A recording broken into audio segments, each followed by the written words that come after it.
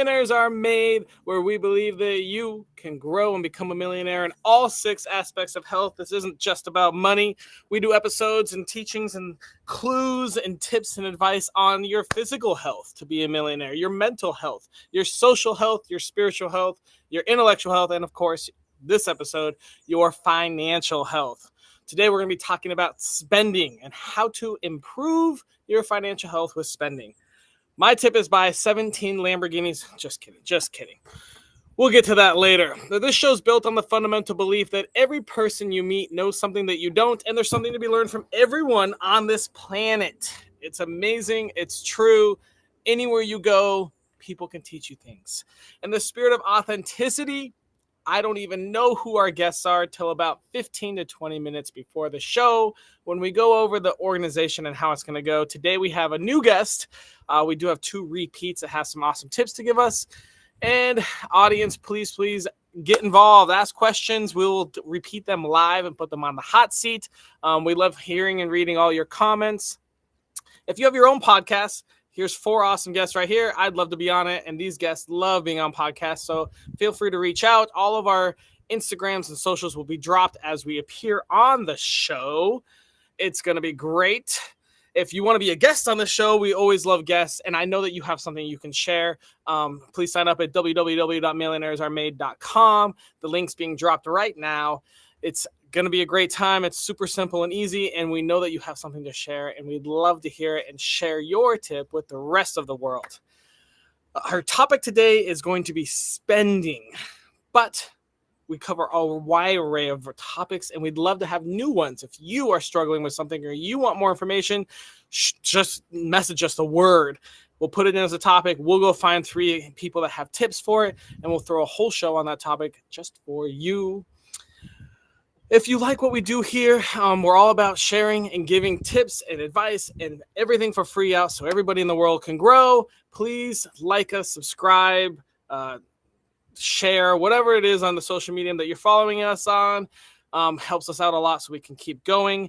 And if you love getting free advice, I do also offer free coaching. Our link's being dropped right now. If you want a one-on-one time with me, I'd love to share everything I got for you. I'm all here to help. And that leads us to our amazing sponsors that let us keep doing this show. Our first sponsor is one of my favorites, obviously. Microgreen Nutrition at home today. It's called InstaFarm. Link dropped right now. Grow your own microgreens in your kitchen. It takes about 7 days. And then you get something like this that comes out of your kitchen. You do literally nothing. You add water once a week, and you get healthy, fresh, organic microgreens almost every day. I can't even eat them all. It grows too many. Our next sponsor is going to be Gunther's Adventures for you off-road fans that love cars and building them into crazy adventure mobiles. Gunther's Adventures is your one-stop shop for adventure, inspiration, and cleverly designed Toyota upgrades. Whether you're a seasoned overlander or a weekend warrior, Gunther's helps you push your Toyota further. Link being dropped. Go follow them. They do all sorts of crazy stuff. 4-wheeling all around the world, Canada, the U.S. Go check them out and say hi. And our last sponsor today is going to be Whoopsie Hair Ties. Introducing Whoopsie Hair Ties, where style meets resilience. If you have hair tie problems, this is the one you need to go check out. Link is being dropped right now. They redefine the ordinary with their versatile, durable accessories, celebrate strength and uniqueness with every twist. Join and embrace the power of Whoopsie Hair Ties today. With all of that being said, let's dive into financial health and spending. So it's really easy to say spend less. Cool, awesome, that's fun. But how do we do that? Well, here's my little tip for you. What if you could save while you spend? So here is a cool little app. It's a little program that takes, you connect your bank account, connect your credit cards, and every time you spend like $5.45, it takes that extra 55 cents and puts into an investment account. You'll almost never notice it's gone. You'll never even realize it until you have thousands of dollars a couple of years later. So when you spend, you're actually saving, and it's a really cool little tool. It's called Acorns.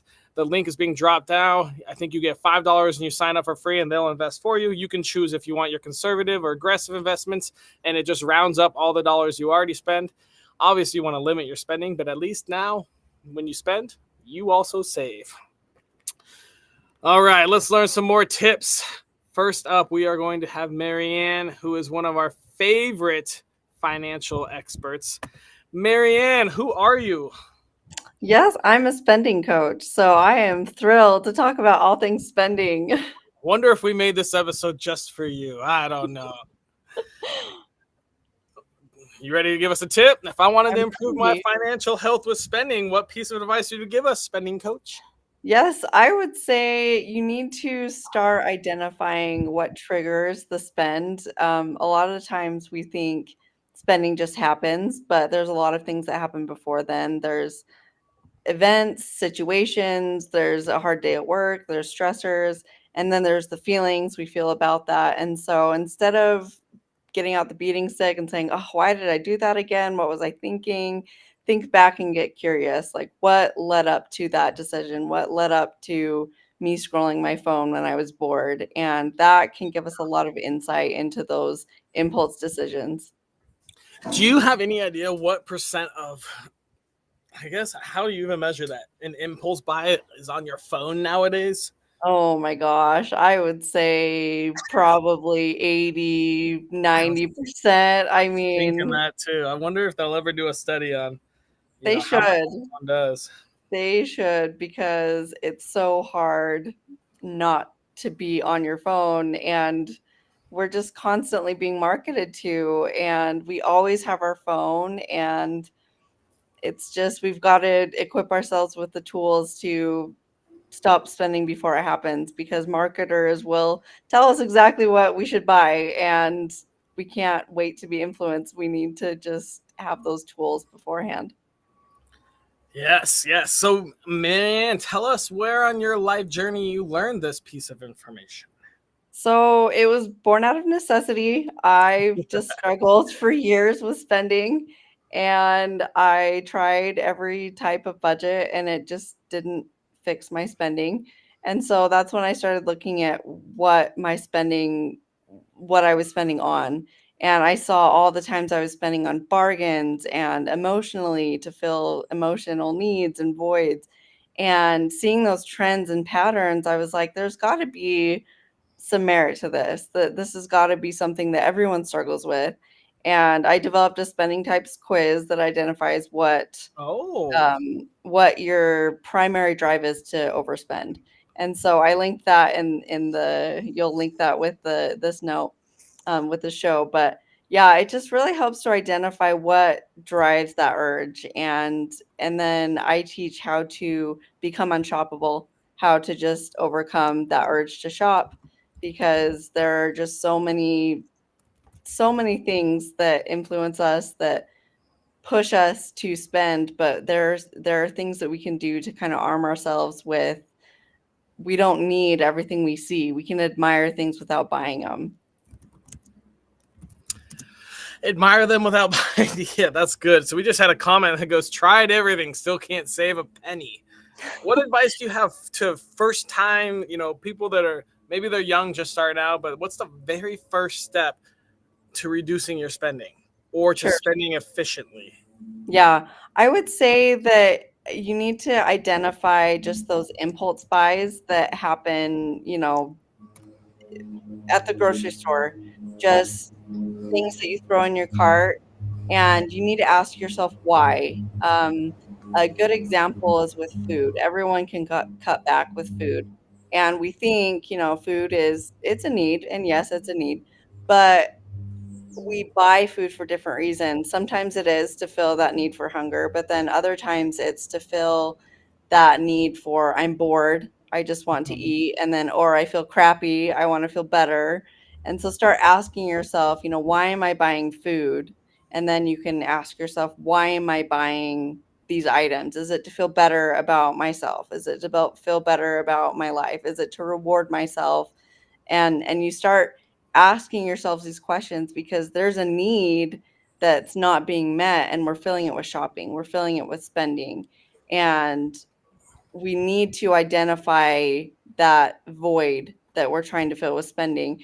It's never going to be filled with spending. It's just going to be filled with meaningless stuff that you're just going to be constantly filling and filling and filling and filling that and never reaching that level of satisfaction. And so just asking yourself, why am I buying this? Is it just an impulse buy? Is it to feel better about my situation? Things like that, to start questioning and start recognizing that there is a pause, there is a moment of decision. We don't have to just see something and buy it. Good points. Good points. I learned, I just finished Ramadan like a couple weeks ago, and man, I learned you really don't need nearly as much food as you thought you did. I mean, 3 meals a day, eat till you're stuffed, all that. Like, man, it was pretty eye-opening how little I actually need to spend on food. Yeah. All right, Marianne, thank you so much. We're gonna move on to our next guest. Hi, Bree. Who are you? Hi, my name is Bree Lafferty, and I'm a award-winning author twice over, as well as a passionate death and spiritual doula. Woohoo! That's fun. A death doula on a financial episode. Can't wait for this. Hey, Bree, if I wanted to improve my financial health with spending, what tip would you give me? Yeah, it's don't spend what you don't have. Okay, how do I know what I have? Yeah, so really what you need to know is if you have a loan, if something is financed, if you have to pay anything back at any time, is not yours. So that is, yeah, it's not yours. So that's a really, big way to find out what you do have and what you don't have. Basically, what you have is cash. If it is not able to be converted in cash that you can keep indefinitely, then you don't have it. All right, that's a good, simple way to look at it. Where on your life journey did you learn that tip? Yeah, so this tip did not come on my journey of becoming a death and spiritual doula. Specifically, I wish I had a cool way to tie it in. There is finances that I can help people with on their end of life journey, point them in the right directions and stuff. Okay. However, how I learned this was I grew up in a family that was always, for generations, was always learning more about financial health. And so I grew up with, different tactics like budgeting and this cash system. So we'd have cash in envelopes dedicated to a certain topics, certain items in our life. So we had tithe money, food money, play money, clothes money. It was very basic for a kid. And then free money that I could, savings. I could put the free money towards any of those other categories, and we just use cash only. It's very anti-credit card, which ended up being kind of detrimental to me in the long run. But I treat my credit card the same way I treat those systems. If I do not have that cash available, that is mine, not a loan.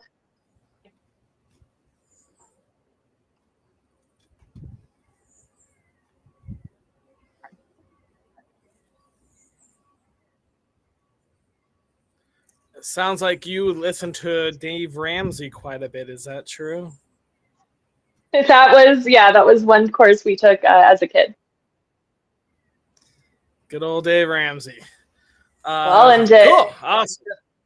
Yeah, it let me have I'm now in my 30s and still have never been in any debt other than owning my house that I bought at 19 and then flipped that. So yeah, his program was very beneficial for my whole life. Good. Check out Bree. Check out Dave Ramsey. Dave Ramsey has definitely good advice. That's for damn sure. Cool. Awesome, Bree. Well, we are going to move on to our next guest, who is a fresh face around here. Welcome, Cody. How's it going? Happy to be here. Hey, Cody. Who are you? Yeah, so my name is Cody Sizemore. I'm the founder of Sizemore Financial Coaching, and I'm a financial coach that helps people get out of debt, build up their savings, start investing, all that good stuff. But I also have a really big emphasis on money psychology. So how money affects you mentally, emotionally, and even relationally, for those of you who are married as well. Very cool. All right. Well, let's get into the good stuff, Cody. If I wanted to improve my financial health with spending, what piece of advice would you give me? Yeah, so I was thinking about this, and honestly, there's so many things I could talk about, but if I had to narrow it down to one, I think it's really important for people to figure out why they even want to do that in the first place. Because it's like, if you start off, trying to say like, oh, I need to save money and I need to stop spending so much money. Like, if you only start there and you're like, well, I need to save money, like, that's why I need to stop spending. It's like, okay, but like, what for? Like how far is that going to get you? Like, that doesn't really matter. Like, saving money is cool, but like, it's not fun. Like, people don't like saving money. They like spending money. So how are you going to get excited about that? So I think it's important to kind of peel back those layers to really figure out like what that actual reason why is, So if you ask yourself that question, like, well, why do I want to stop spending? And the answer is, well, to save. Then ask yourself that same question. Well, why do I want to save? Well, because I want to get out of debt. Okay, well, why do you want to get out of debt? Well, because, I want to be able to, live a happy life. Okay, well, why do you want to live a happy life? And like, keep going until you actually find something that actually matters to you, that actually lights you on fire. And then you'll actually want to stop spending and you'll actually want to turn things around. And that's where the real power lives, I found. Interesting. It's like digging in a rabbit hole, going down a rabbit hole into yourself. Yeah, exactly. Like, you're just finding that thing that like is actually worth fighting for, because when you're stressed out or you had a long day or you're just looking for a little bit of relief, there's really not a lot to fight for. Like, you're just looking for that thing that's going to give you a little bit of a dopamine hit. But if you have that thing that's worth fighting for, then it's like, hey, I'm going to keep pushing through this because this actually is important to me. Like, it actually touches my heart. It's bigger than me, kind of thing. So that's what I found that really, really helps, curb people's spending habits and actually makes them want to do it. I like it. Where on your life journey did you learn this? Has nothing to do with money at all. Actually, it has to do with a different journey that I went on, which was weight loss. Struggled with my weight my entire life. Very overweight. And, I always did the yo-yo where like I'd lose a ton of weight and then I gain it back. I'd lose a ton, I'd gain it back. And finally I was like, why do I keep doing this? Like, what's the reason? And the reason was because I was focused on those external results. So things like the number on the scale, approval from other people, all that kind of stuff. So as soon as I got it, I was like, sweet, I got it. Now I don't need to care anymore. And when you shift it to like an internal reason, something that actually matters, something that's bigger than you, something that's close to your heart, when you lose that weight, like, this is why I want it and I'm not giving it up for nothing, kind of thing. And since then I've lost a ton of weight. I kept it off. And it was the same thing with my spending too. Like, I just applied that same lesson to my spending and everything just changed completely from there. Very cool. All right. Well, you look great, so that's good. I don't know your financial health, but I hope it looks great too. That's looking good too. So. All right. Good. All right. Well, any last bits? You got about another minute left if you want to tell us some more, drop some more knowledge on us. Yeah, man. I think that, just kind of like circling around, Marianne talked about the triggering and then Bree talked about the different spending habits too.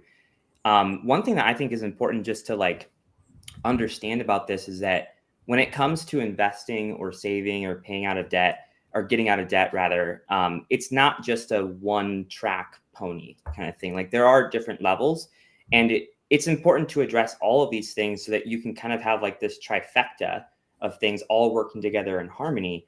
And then that's when you're going to actually like not just see the results with your bank account, but you're going to feel more aligned with your money. You're going to have a better relationship with your money. You're going to be more confident.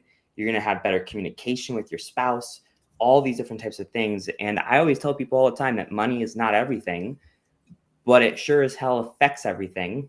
Yeah. And everything affects your money too. So if you can get that thing that affects all other things in a really good spot, it's going to be like a rising tide lifts all boats. Awesome. Well, we've got a question from the audience, but I'm going to bring Marianne and Bree out and make all of you answer it. And it is up right now. How do I start saving? It's a big one. Go ahead, Cody.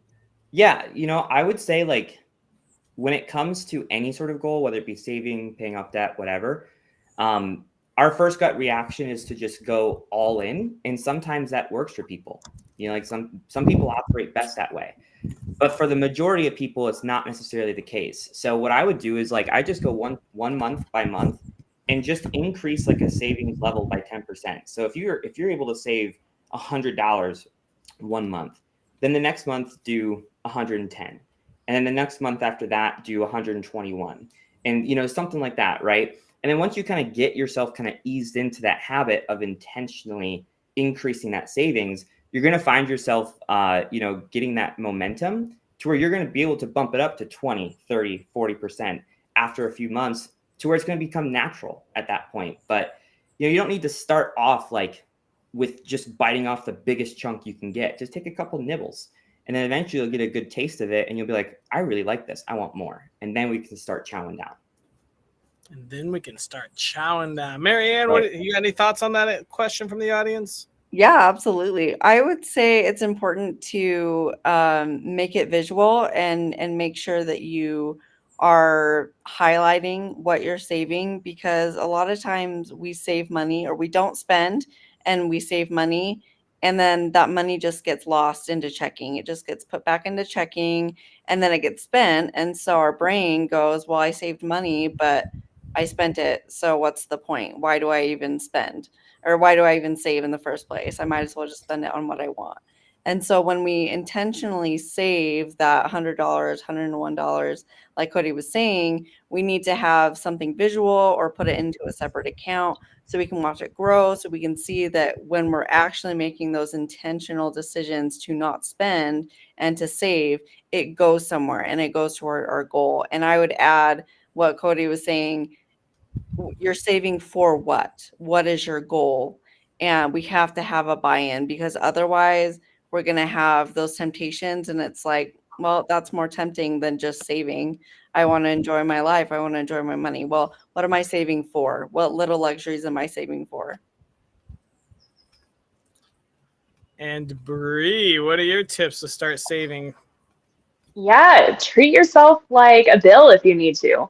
That you owe yourself $10, or not $10, 10% of what you make every paycheck, and make yourself a priority. And if you need to make yourself a bill to do that, instead of just like, oh, some people have the conflicts where they're like, well, I've got all these other bills. I can't afford to pay myself 10%. But if you focus and change your mindset that you are a priority, and this is required, you pay yourself 10% of whatever you make. And whether that, is per paycheck, per month, whatever, just pay yourself 10%. I like it. Make yourself a bill. I like it. Yeah, that was great. All right, well, let's keep going then. Let's quickly run through. Mary Ann, can you quickly refresh what your tip was for us? Sure. So mine was identifying what triggered that urge to spend. What got you on your phone? What got you on Amazon? Were you bored? Were you feeling down about life? What were you searching for in scrolling or going to the mall? And starting to identify those external and internal triggers, because spending doesn't just happen. There's a lot of things that lead up to it. Bree, what are your thoughts on her tip? Yeah, I absolutely love it. Everything triggers, a response. And I would love to extend that to even, you said at the grocery store. I would say fast food is a lot of impulse, spending as well. Something triggers that, sometimes it's hunger, but sometimes it's like, oh my gosh, I am craving this cheeseburger from this place, or something like that. Why are you having these cravings? What's going on? So I just absolutely agree. And you can look at that in no matter where you're spending it, online, offline, in person, doesn't matter. There is always a trigger. That was cool. Cody, what are your thoughts on that? I love it too. I think that's probably one of the first things that you should do is, figuring out what those triggers are and where they come from and why they're happening. Even like last night, I have like a group program, and I was talking about the relationship with money with them. and talking about a lot about like these spending habits and, you know, what they kind of look like and all that kind of stuff. And by the end of it, you know, there was like tears, and it wasn't like, oh my God, Cody, what are you doing to me? But it was like tears of like, I finally understand where this is coming from and how to overcome it. And those people were so like empowered, and they were ignited with passion to like actually start doing that thing that they always thought was not fun, which was like budgeting and stuff like that. So I think the relationship with money is extremely important, which is exactly what Marianne was talking about, is figuring out those triggers and how to overcome them. I agree with that. Dang. Bree, can you quickly refresh what your tip was for us? Yeah, don't spend what you don't have. Cody, thoughts? Yeah, probably like finances 101 right there, you know, like super, super important. And Bree, like I had a little bit of a different, you know, story from you. Like, you know, you mentioned that you went through the Ramsey course and you stay out of debt all the way through. That wasn't me. I definitely had myself in a decent amount of debt, and I had to work myself out. And that was a big, big lesson, because that spending of money that I didn't have, it affected my mental health. It affected my relationships. It affected my career choices. I actually had to give up on a dream because of it, because it just buried me, you know? So would I do it differently looking back? No, just because I'm where I'm at because of, you know, what I went through. But, you know, if I had to, you know, tell anyone like, hey, you don't have to go through that hardship, then I would definitely say like, yeah, like don't spend the money that you don't have, and just keep building. You know, like it's easier to build from the ground up versus, you know, a hole that's like 50 feet down. You know, you need a ladder at that point. So. Yeah, I agree with that. Marianne, what are your thoughts? I would say there needs to be an awareness of the money you have to spend. I think that you need to see outside of bills, outside of those fixed expenses, what do you actually have to spend? And it's a lot less than we think. We tend to rely on either credit cards, or we rely on like our total amount in checking, and that's not representative of how much we have to spend. We only have, most of us, a couple $100s. It's not $500,000. It's not very much, and so that's where we really want to be conscious about how we're spending that money. We want it to be intentional. Nice. Cody, can you quickly refresh what your tip was? Yeah, mine was just figuring out like why you want to curb the spending habits in the first place. You know, making it bigger than just, I want to stop spending money, making it bigger than I want to start saving, but actually finding like that deeper reason. Bree, what are your thoughts on that tip? Yeah, so this one I can actually tie into death and spiritual dueling, as well as as well as everything. Like you mentioned, you found the why behind weight loss and being successful at keeping it off. I ask, you know, people who are at the end, you know, end of their life as a death doula, you know, what's their why? Why do you want to mend relationships? Why do you want to go out this way? Why do you want to be remembered, and what you want to be remembered for? And as a spiritual doula, you know, why do you want to connect yourself? Why do you want to birth into your spiritual awareness? Is it for physical healing? Is it for you know, more awareness? Is it for emotional, mental healing? You know, getting that why is absolutely instrumental in our whole life. Often we run on defaults, much like Mary said. You know, we just, you know, automatically go, whoo, you know, that shopping purchase, whoo, makes me feel good. It's a rush. You know, and we're often on default. So if we could get to the why, we can then become aware of all of our choices, all of our thoughts, all of our feelings, and all of our actions.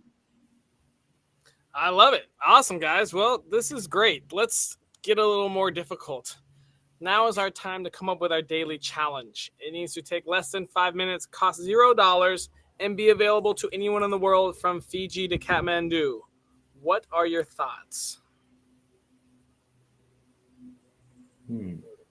How do we improve our financial health with spending in less than 5 minutes for free.